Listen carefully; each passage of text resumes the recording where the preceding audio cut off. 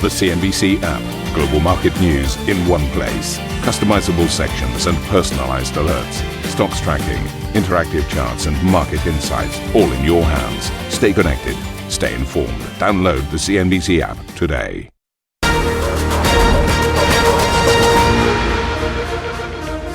A very warm welcome to Squawk Box. I'm Steve Sedgwick with Karen Cho, and these are your headlines. Well, Commerzbank has named pretty much as many people expected, really, the finance chief Bettina Orlopp as its next CEO, taking over very early from Manfred Knof as the German lender battles takeover moves from Italy's Unicredit. Chinese stocks extending their rally as the central bank cuts its medium-term lending rate, adding fuel to a slew of stimulus measures and sending the yuan to a 16-month high. US equities push higher with the Dow and S&P 500 both notching fresh record highs as traders shrug off a grim consumer confidence reading. A top Hezbollah commander is killed in Beirut as Israeli strikes kill hundreds of people with tens of thousands displaced, while the Israeli president tells CNBC there is more to come. We will do whatever it takes to bring our citizens back home and enable calm in our cities. That's the situation. So we've shown our capabilities and we have much more on the way if they will.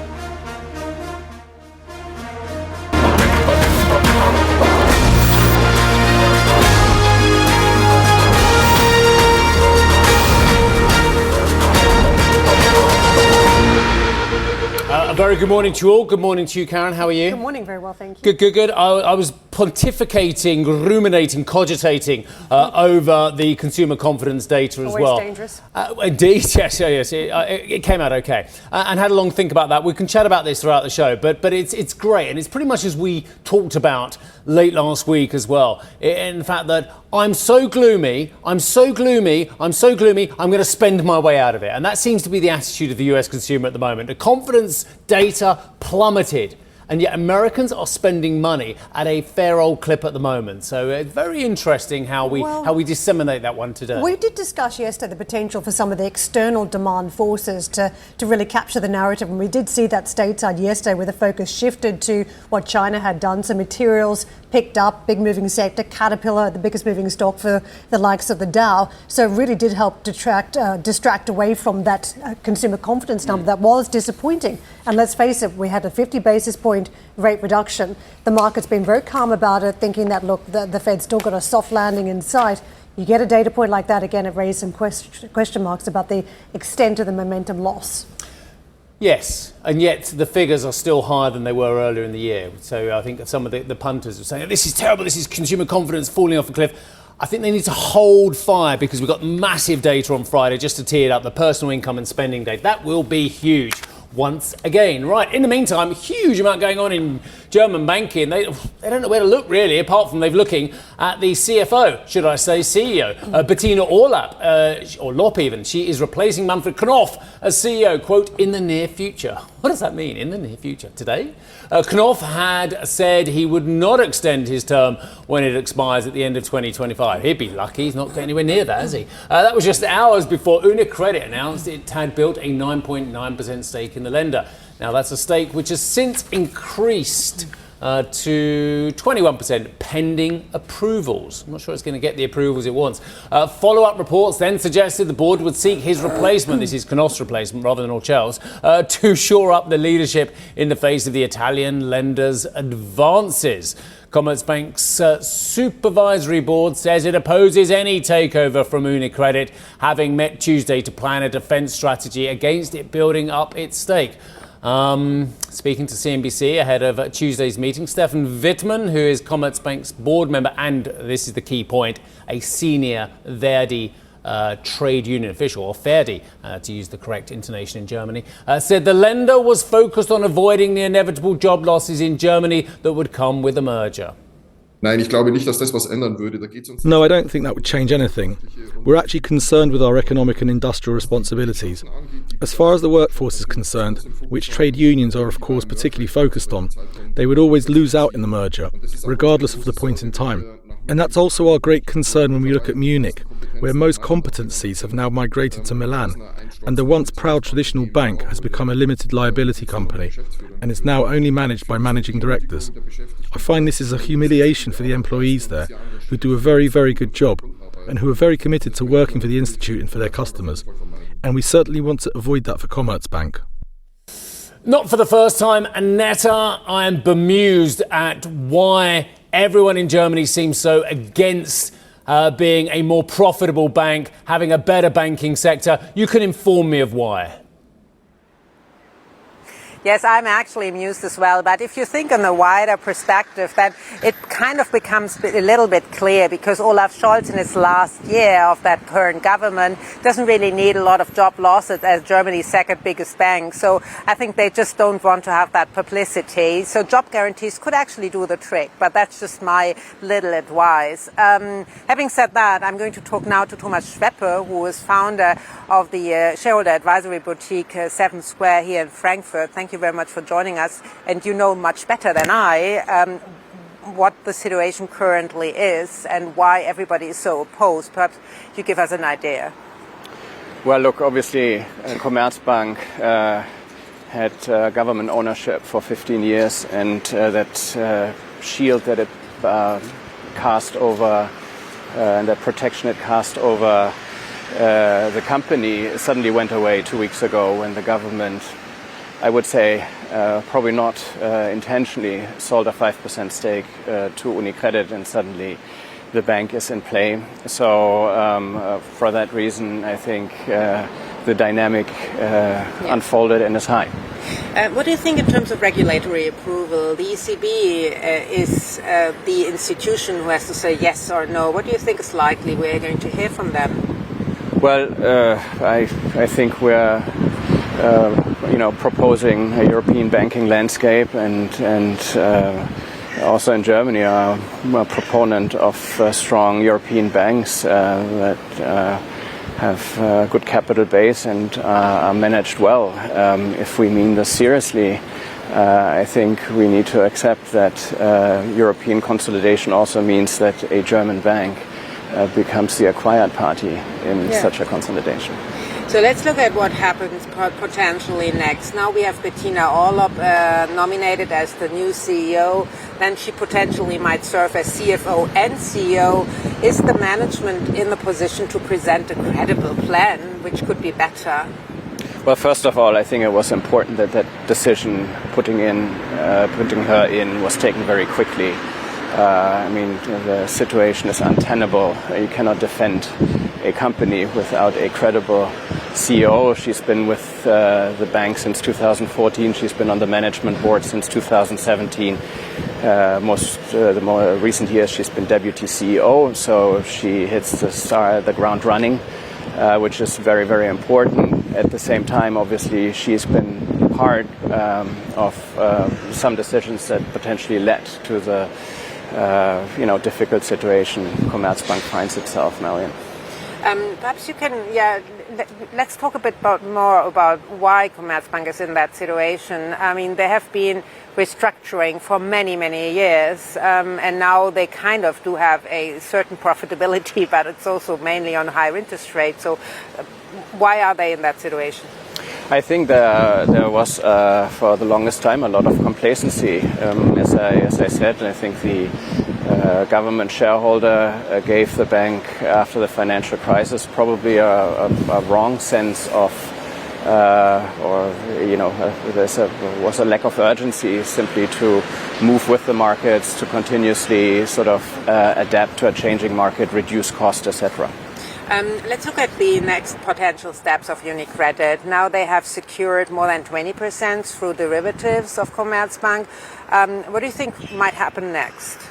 Well, so they will wait. They will have to wait for the ECB once, and if that approval comes through, they will go up to 21%. They will be the largest shareholder, and I think have all optionality to move from there, either to go into a full takeover, various structures that they could contemplate, from contributing HVB to doing an outright offer, or as Andrea Orcel said, also stay as a minority shareholder for some time and drive profitability and strategy through that. So what is the potential timeline, just to give us an idea, because you're like an expert on these things? I think this is sort of months, if not, a year or more. Obviously, there's a lengthy regulatory process, but I'm sure there will also be discussions with all stakeholders, and that will take time until a palatable sort of solution is found, I think, for all stakeholders, including the new large shareholder in Commerzbank, Unicredit. Thank you very much, Thomas, for getting up that early for us.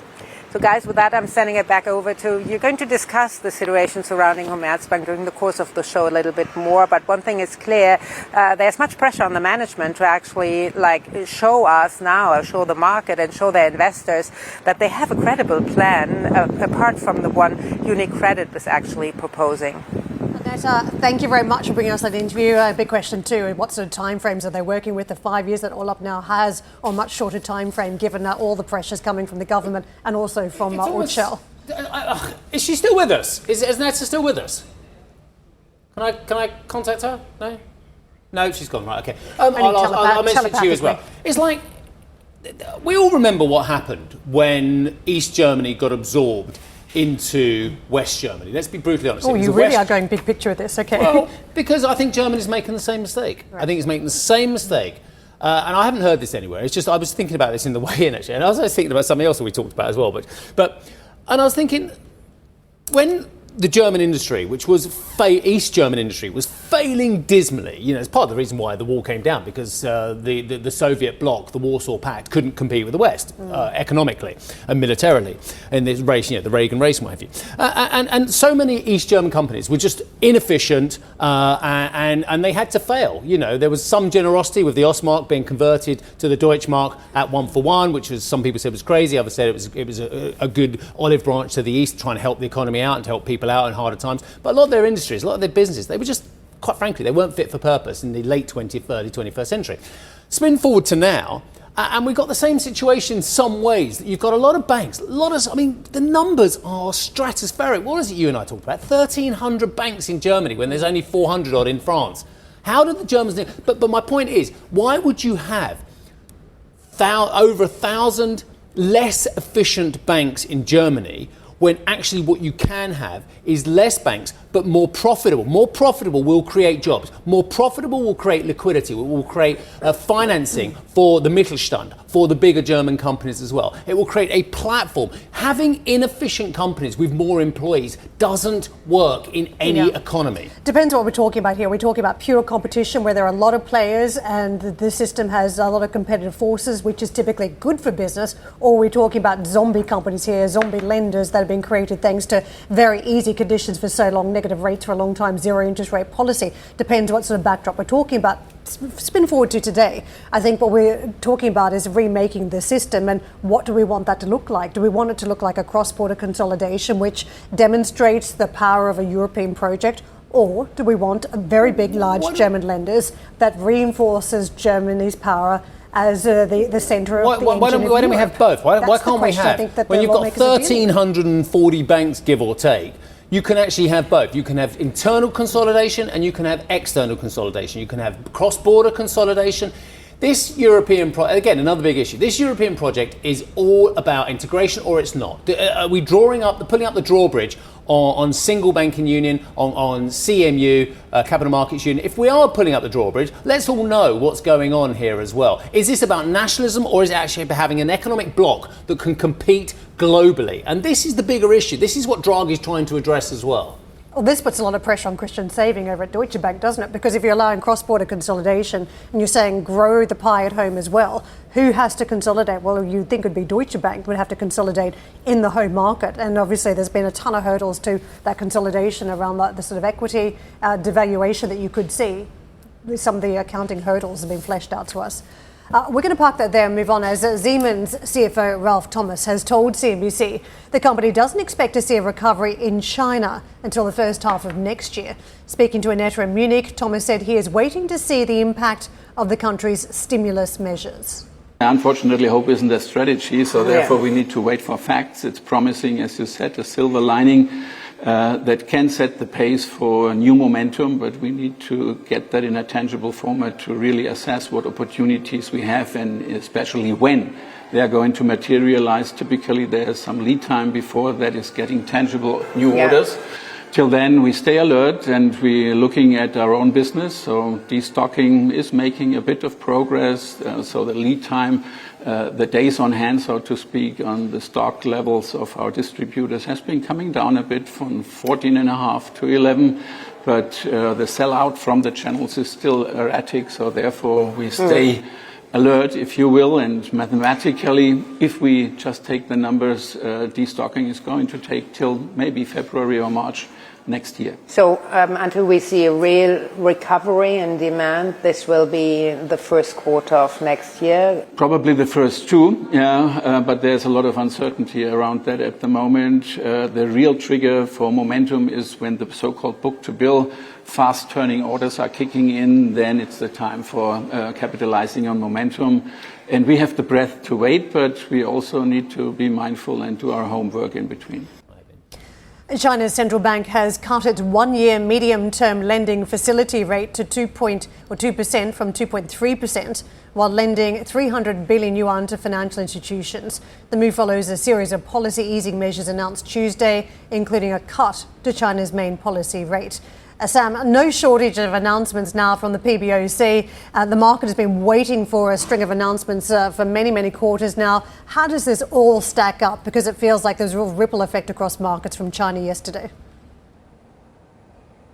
Very good morning to you, Karen, Steve. So the MLF rate cut today was in line with the promise that the PBOC made at that big press conference that they would indeed cut those MLF and LPRs subsequently in the market. So we are now still waiting to see the cut that's been planned for the RRR as well as those benchmark lending rates. The LPR, remembering that is set on the 20th of every month. So we might have to wait until October after we get that Q3 GDP print for that. But it is certainly a promise that the PBOC has made, and that's what continues to put the wind in the sails of markets, is that this was a broad set of policies, a package, monetary easing, as well as some housing relief and for the stock market as well. So we've seen the rally continue for Chinese stocks today. We've seen real estate, consumer, banks, brokerages all performing well again in the morning session.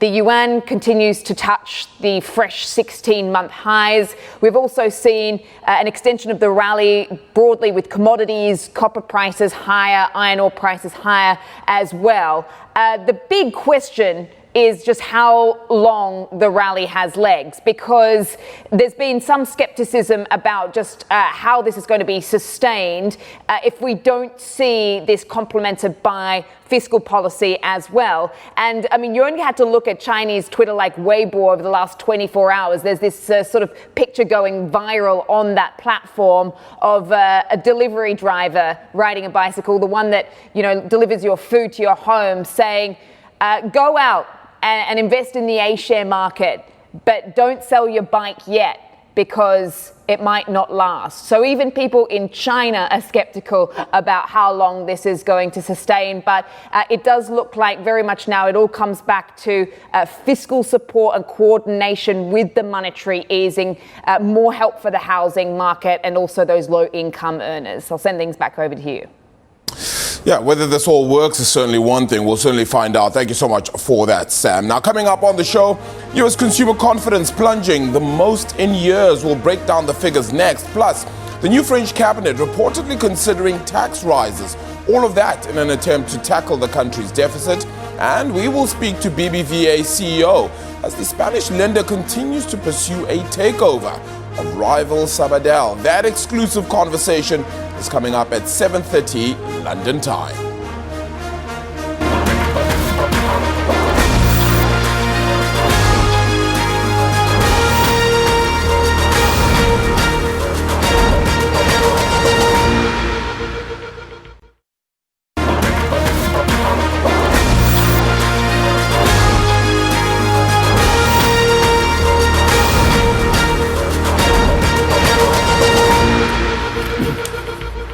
US markets had a little teeny-weeny rally yesterday, taking us further into record territory in some cases.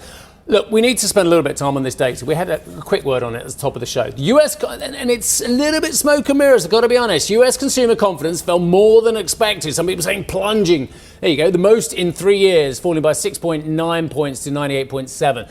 Well below pre-pandemic levels and comes amid recent concerns in the labour market. All sounds gloomy, right? Hang on. Meanwhile, the number of people saying jobs were plentiful fell for a 7th straight month to a 3.5-year low. Okay, should we spend a bit of time on this one before we move on? Because I just want to say excellent work from the team over at High Frequency Economics on this one. Carl Weinberg pointing out that actually, yes, it plunged. The actual data is what it was, but it is still higher in September than it was in June or April. So you had this huge figure the last 2 months where it rallied, and then it plunged off that high level. So it's volatile is the point. But very interesting as well. The third quarter average headline index is still higher than the second quarter. So if you read everything I just read to you without a bit of analysis, you think, oh my God, the consumer's falling off a cliff. The fact of the matter is, the consumer is still spending lots of money at the moment. Again, that's why I said to you that the data later in the week is going to be key on the personal income and confidence data. But the fact of the matter is, the real inflation-adjusted incomes are higher now than they were a year ago, because obviously rates are coming down and incomes are still going up as well. So yes, the data was negative. I'm not trying to repaint it. But if you look at it in the broader context of retail sales still seem robust. They certainly were in the last print as well. B, incomes are looking higher now relative to inflation than they have for a long time. C, this data is very volatile. I just wanted to put some context on that headline figure. Well, the wallet doesn't slam shut until you lose your job.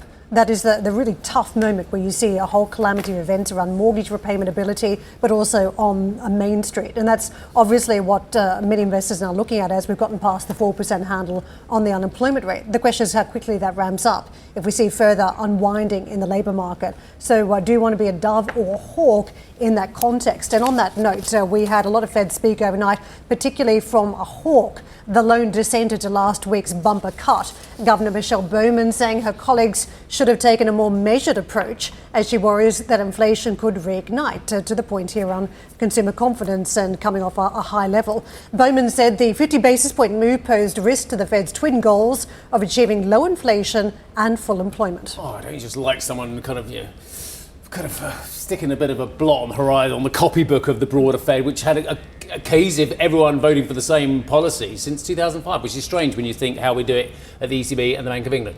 Elsewhere, world leaders are gathered in New York for the 79th session of the UNGA, which is the UN General Assembly, amid a backdrop, of course, of conflicts in the Middle East and Ukraine. Day one speakers included the UN Secretary General Antonio Guterres and US President Joe Biden, who said the world is at another inflection point, urging global unity. Addressing the Assembly for the last time as US President, Biden renewed calls for a two-state solution regarding Palestine and Israel. As we look ahead, we must also address the rise of violence against innocent Palestinians on the West Bank and set the conditions for a better future, including a two-state solution where the world, where Israel enjoys security and peace and full recognition and normalized relations with all its neighbors, where Palestinians live in security, dignity and self-determination in a state of their own. Hezbollah confirmed one of its senior commanders was killed in a strike on Beirut on Tuesday. The country's health minister says more than 560 people have been killed in Israeli strikes since Monday. Meanwhile, the UK has moved hundreds of troops to Cyprus and urged its citizens to leave Lebanon.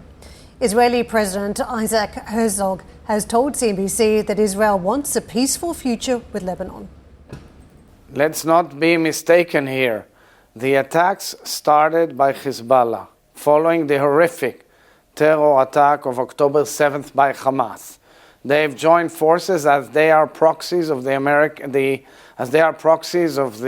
Iranian empire of evil. And all of these proxies are trying to close in on Israel from all sides of our borders. That's the real situation. Now, Hezbollah has been going on and on. It's a terrorist army which basically hijacked a nation called Lebanon. We tell the Lebanese people that we have no war with them, that we care for them, that we want to enable a peaceful future between us and Lebanon. It should have come long time ago. members of the government have called to reoccupy southern Lebanon. Is that also part of the end goal here? No, it's not. And I must say clearly, we are a very vibrant democracy.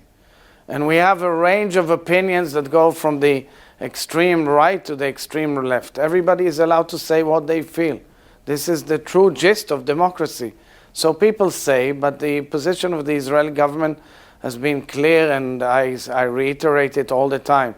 We don't have territorial expectations or any ambitions in Lebanon or elsewhere. We don't have territorial ambitions in Gaza either. But we have the inherent right which is given to any nation in the world to live in peace and quiet, not to be attacked day in, day out by missiles and rockets and terror. Annetta sat down with the CEO of German defense manufacturer Renk at the Berenberg and Goldman Sachs German corporate conference in Munich and asked whether current military spending levels will be maintained.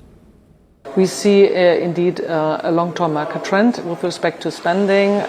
We see clear focus in Europe to regain and rebuild capabilities on the land side, which obviously is playing very much into our cards. In the Indo-Pacific and the Asia-Pacific region, we see predominantly Navy projects. So we have seen for us, for Renk, record high order intakes for Navy projects last year.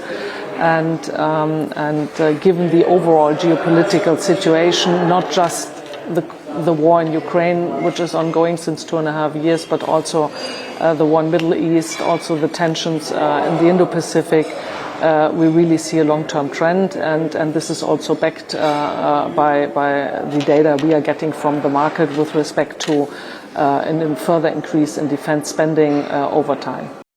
Thank you for listening to Squawk Box Europe Express. For more market-moving news, you can head to CNBC.com. Or join us again on the show with Steve Sedgwick, Karen Cho, and myself, Arabi Lekumete, weekdays on CNBC.